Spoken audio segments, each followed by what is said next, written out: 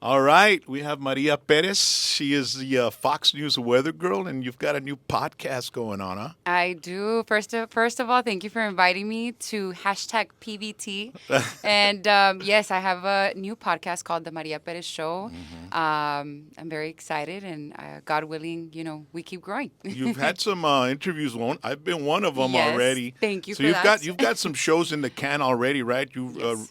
You actually had an interview with local billionaire and businessman Alonso Cantu, and that was pretty interesting to find out. And it's already out, right? Yes, that interview is already out. To be honest with you, I didn't even think I was going to get the chance to interview him. Uh huh. But as I got to know him, he is very simple, very humble, down to earth person.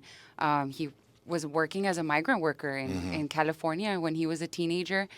And just to learn about his journey and his story, it's very inspirational, and I feel like even the new generations should listen to it so they could learn from somebody like him. Because despite his success, he's just Yeah. very humble, very And very his humble. work ethic is probably bigger than all of ours put together, right? Yeah, well, I mean, he says he wakes up every day. First of all, he doesn't have any days off. Uh He huh. wakes up every day at 5:30 in the morning. Yeah. Typical billionaire Uh mindset. huh. I feel like we should all kind of, grasp from his or learn from his mindset, because he wakes up very early and he says he doesn't get home till like 9, 10 p.m. And then next day, same thing. And I read an even weekends. article about him once, and it was like New Year's Eve, and he was in the office. Like at Wow. midnight, like it's almost the New Year, Yeah. and he's in his office doing some type of work and stuff like that. But so you've been in the television industry for a while already, right? You're Yes. originally from the 956. Yes, I was raised in Mission, Uh Texas, huh. with my parents, where they still live there. And yeah, I always knew as a little girl I would watch Univision, which is where I work now. Uh huh. Watch the old school journalists like Octavio Yeah. Sáenz, Octavio Mariela. Science. Yeah, exactly. Yeah. Mariela Aguirre, Uh huh. Pedro Leija, which is still a very good friend of mine, and just watching them on TV, growing up here in the valley. And I would always say, I'm going to work there one day. And to grow up and, I went to school for Yeah. journalism here at Pan Am, where it was Pan Am before, Uh right? huh. And then just being able to intern here at Univision and Fox News, and then being able to work with them, to me was just a huge, huge blessing. And I've been doing this for 10 years now. So How was it's a it blessing. taking journalism in college? What kind of like projects do they give you, or what kind of advice do they teach you, or lessons do they teach you to be a good journalist? Well, obviously, like the classes that are a requirement, right? It's you have to learn a lot about history, rhetoric, all of that good stuff. But we have a studio at UTRGV now. It's a little news studio with a little Hmm. green screen. You do learn the Like basics, role play right? as And a then newscast. they have a radio station as well. So I got my experience there in the radio station as a student. But to be honest with you, once I was able to intern here at Univision and Fox, and then look at all of you guys here in the radio stations, that is where you learn the most stuff. Like that's where you really, really get your feet wet, or your, Hmm. how do you say it, your real experience. Yeah, your real And experience. Yeah. just shadowing the journalists, going out to the field with them when there's breaking news. You learn how to really carry a heavy tripod with a camera, and just be out there in the field and telling people stories. Are you considered one of the veterans here at Fox and Univision? Now, yes. Because it's interesting. When I started working in radio back in 1988, I always tried to absorb as much as I could out of the guys that had been doing it for a long while already. Rogelio Boteo Rios, brother John Hernandez, Mano San Roman, he'd been in it for about 10 years already, something like that. So I was always trying to learn from the veterans, and Yeah.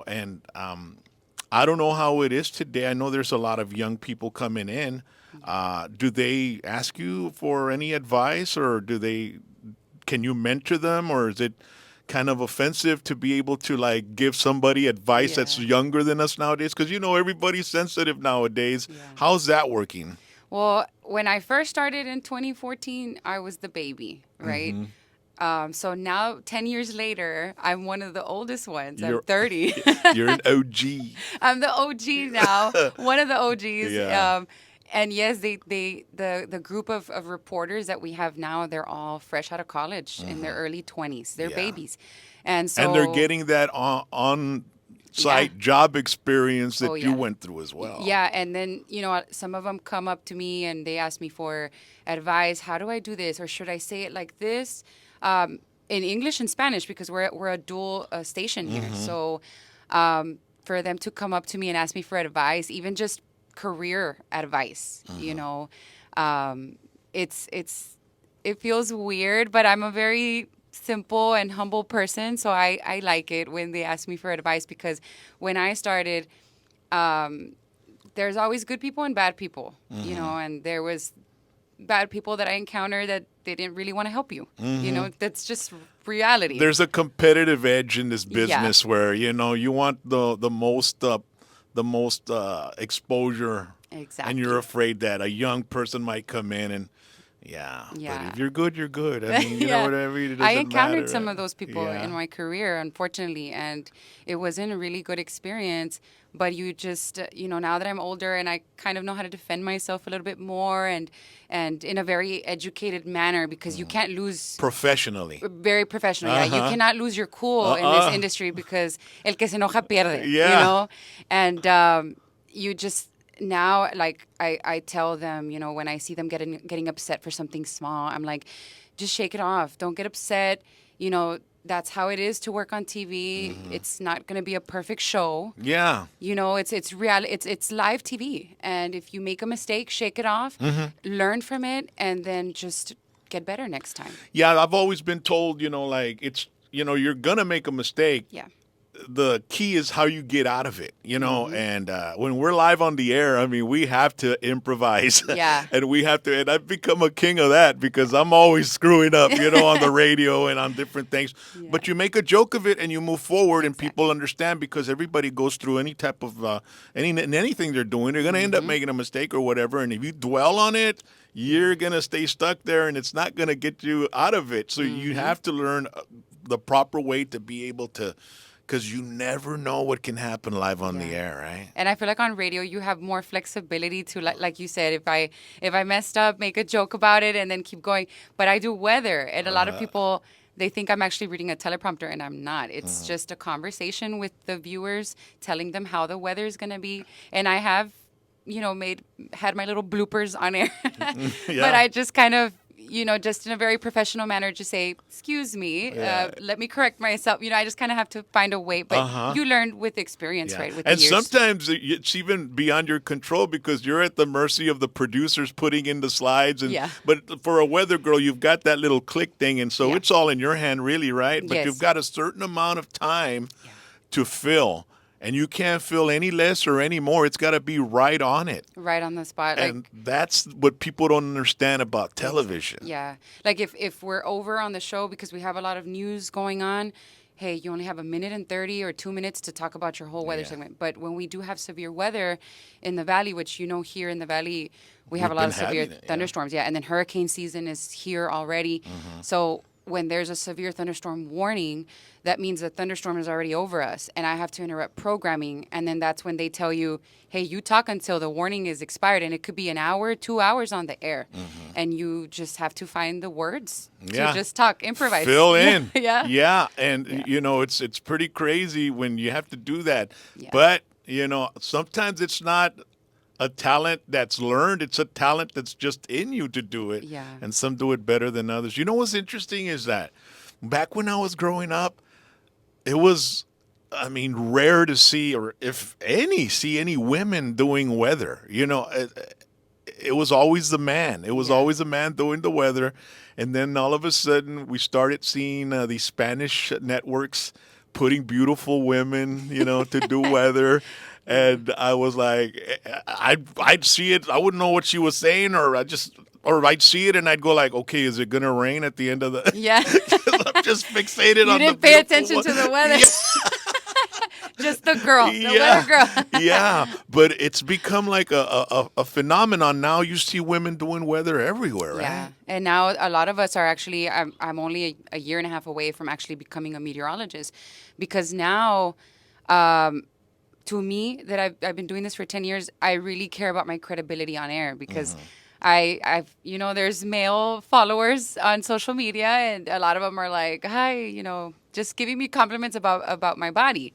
But I said, okay, I appreciate every comment, but I also want people to appreciate me because they believe what I'm saying. Like my credibility to me Yeah. really matters Well, now. it's okay to have credibility and to get beautiful A comments little like bit of that. both. Yeah, the best of both worlds. Yeah, exactly. Yeah, it's interesting because I mean, I'm wondering where the state of television is going, because we've got internet now, we've got Yeah. YouTube, we've got all kinds of platforms, and I've seen some YouTube channels where it's just a meteorologist on his own channel doing the weather for Yeah. people. He's got his own little studio, he's doing everything. It's not affiliated with any type of network. So, there is a business out there as far as being an independent meteorologist too, Yeah. right? Yeah, and I have looked into that because social media is very big now, and I feel like television, to be honest with you, 5 to 10 years down the road, it's probably going to be, I would say, all digital now because we're already kind of adapting to the new trends when it comes to social media and digital platforms. So I've looked into it because I have a pretty decent following, and so I think I just need to find the time to Yeah. actually start doing just all weather, Yeah. because of my podcast too now. So it's kind of it takes up a lot of Yeah. our time from our day. Everything we do, a lot of people don't realize. They think Yeah. it's real easy and it comes simple, No. but there's a lot of preparation. There's, lighting, there's cameras, there's, you need good Wi-Fi. There's all Yes. kinds of things that A happen. lot. And it takes preparation and putting it together and editing and all that kind of good stuff. But you were here for a while. You started in 2014, you said, right? Yes. And then you ended up heading to Las Vegas. What year was that? That was 2021. I So it left was with another after station. COVID. Right after COVID. So Yeah. were you here during COVID in the Yes. Valley? Yeah, I Okay. was here working for another station. I was here at Univision and Fox from 2014 to 2018. Obviously, working here with this company, it allowed me to go to Denver to work with Univision over there. Okay. Came back to the Valley with another station, was there for almost 5 years, and that same station moved me to Vegas in 21. Wow. Yeah, and now I'm back to my roots. So you got to travel quite a bit. Yes, I was That's traveling a awesome lot. that you decided to go see the world and you give it a Yeah. shot at different markets and Vegas which was a good experience, though. Yeah. I miss Vegas. I still have a lot of friends over there. I can imagine yeah, Vegas. I mean, and there's shows every day. oh you yeah, know? a lot of people ask me, "Did you go gamble every day?" I was like, "No, I didn't have money for that." But Yeah. but rent is very expensive over there too, and a lot of Californians around that time because it was right after COVID. So COVID was still going on. The economy was very crazy at the time. So I saw a lot of people going homeless in Vegas, and a lot of people don't know, but right underneath the strip, there's a tunnel, Oh, yeah. the length of the strip, Yeah. and a bunch of It's a homeless people. encampment, Yeah, yeah. I've it's seen it very sad on to see. YouTube. Yeah. But I loved it because there's a lot of raza over there, a lot of Mexicans, a lot of people from the valley would go over there, and I was still kind of I felt close to my parents because Allegiant Air has the direct flight Yeah. from McAllen to Vegas. So I would go every 2 weeks. I would come back to the valley to see my family. I'm a Yeah. very family-oriented Oriented. person. Uh-huh. So, but I love Vegas. I would love to go back one day. And so you said you were in Denver. How was Denver? Like, is it Cold. cold? Yeah. I mean, I could imagine, but is it Yeah. beautiful over there? Oh, Is yeah. It's a Mile High Stadium is Yeah. over there. The Denver Broncos. Oh, yeah. So Univision, the station is inside the Denver Broncos Stadium parking lot. So just seeing that stadium every single day. I lived in downtown because Univision is in downtown. So just living in downtown Denver it's beautiful. It's a beautiful city. You're right across Pepsi Center Arena where the Denver Nuggets play. I don't think it's called Pepsi Center anymore. But it's just a beautiful experience. There's a big Hispanic community over there too. I just never really adapted to the climate. as a weather girl, I had to be, if there's a winter storm, you have to be outside Yeah. reporting, and the cold hits It's different. unbearable. Yeah. Oof, it hits different over there.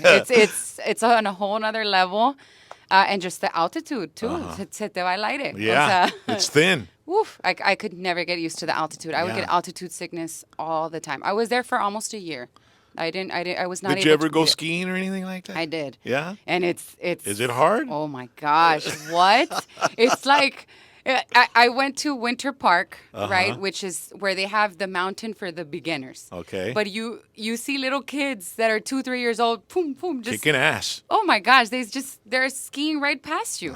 And I was like, pues a qué edad les enseñaron estos niños a andar en las montañas? O sea, Yeah. but these are kids that, they're raised in Colorado with their parents, and they take them at a very early age to They end to up the in mountains. the Winter Olympics and stuff like that. Those Believe little it? kids, Oh, you know? yeah, you better believe it, because those kids are pros. But as soon as I got off, I only skied probably not even halfway down the mountain, and then I stopped because you get dehydrated, and then the altitude, and it's just like I literally had to take off the skis, and I walked all the way down because I You couldn't. know, a lot of people don't realize that you could get dehydrated in the cold weather. Oh, yeah. Yeah, the sun is out or whatever, and it's cold, and Yeah. you get dehydrated. You got to stay hydrated and stuff. Yeah. So then from there, you ended up in Vegas, and now you're back home. Like, Back what in the valley. happened? Or Well, you know.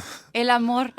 So it had something to do with the relationship, had nothing to do with the job, or Yeah, know, no, or the atmosphere there, or whatever. No, or, I or homesickness, or what? No, I was actually like, if I wouldn't have moved on, I was able to. I found love over there in Vegas. as Yeah, we we're can seeing say. it on your Instagram Yeah. account. You were dating an NFL player. Yeah. Yeah. He was playing for the Las Vegas Raiders at the Okay. time. Obviously, we met in Vegas through our careers. We crossed paths. We fell in love, and hey, let's go live together. And as an NFL player, you have a very busy lifestyle. So he Yeah. got traded to the Colts, and we were missing each other. I was still working in Vegas. And we're like, you know what? Let me just take this leap of faith and let me go with this guy. And So when he moved Yeah. to Indianapolis, he obviously wasn't living in Vegas anymore, right? no, we that's So you when were I living left there my by job. yourself. Yeah, I was still working in Vegas for a little bit, and then that's when we decided to, hey, you know what? Let's take that step. Did and him go leaving make you decide, like, you know what, I feel like I'm alone here now, and I want to go, or Yeah, because we would hang out a lot, and so when you live alone, and he was living alone too. So he's from DC, so we were both living on the West Coast, and just not. You feel lonely sometimes, and when you find somebody that you could really trust and you're cool with, and you just have a good connection, we found that in each other. And then when he had to leave because of his job, and I still stayed in Vegas for another month or so working. It was pretty sad. Yeah. We're like, let's just go live together. So we had an opening back home, and you decided to, you know what, take Yeah. the leap back home and Yeah. be close to parents and Yeah. mentor some of our young, Exactly. young employees here in Fox, and so. Man, that's great to have you back. Thank you. And I wish you the best with your podcast as well. I appreciate it. Whatever you need, we're here for you. Thank you. And I'm sure you won't have any problems, getting subscribers because, pretty girls get subscribers a lot easier than us ugly dudes, No. And we're doing okay. You're doing amazing. Yeah. I've always told you you're like an inspiration. I've also now stay tuned for Rock's interview on my show, because you have a very amazing story and inspiring story. So I appreciate it. I almost broke down a little bit on your Yeah. interview talking about a mentor of mine as well that helped me through my hard times, my drug addiction and my rehabs and all that. But you got to watch the show if you want to know Yeah. who the hell I'm talking about. You'll be surprised. A lot of you, especially if you know the guy, right? But anyway, Maria, I appreciate you coming by the Thank studio you. and sitting down with us and letting us know and letting our fans know what's going on in your life and your new podcast. And make sure to appreciate it. check her out on Weather. every single Yes. night, 9:20, 9:15 So, p.m. on Fox Rio Grande Valley. well, Univision, 5 p.m. and 10 p.m., Okay. Monday through Friday, and Yeah. then Fox News at 9 p.m. And here in the try Valley. paying attention to what she's saying about the weather because, she likes to wear really nice dresses and clothing, and she looks very nice on TV. But Appreciate it. thank you so much, Thank you, Mary, Rock. and God bless you. Thank you. Likewise. Bye. Asústame one time, papá.